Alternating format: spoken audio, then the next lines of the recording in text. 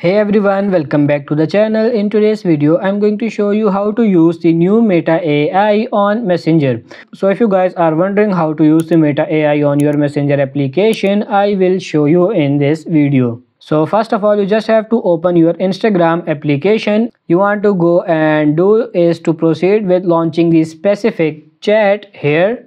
Then you want to go ahead and use MAAI on. Now from here we could go ahead and choose any chat here, and then from here you just have to type this add Meta AI to use this new feature. Now this will actually call out our basically the bot in this specific chat for you guys to use. So all we need to do from there is revert with using Meta AI on Instagram, just like you would use any other AI software by entering prompts, messages, or telling the AI software what you want them to do or help you with. And in that case that you cannot see this feature on your Instagram applications, just like me, you need to go ahead and double check if we are using the latest version of Instagram application our devices, and if so, if you still don't have that feature, well, we got to be aware that this specific feature is not yet optimized on our country just yet, and you need to go ahead and just play the waiting game. Wait until this feature is going to be available on your country, since of course this will be a new feature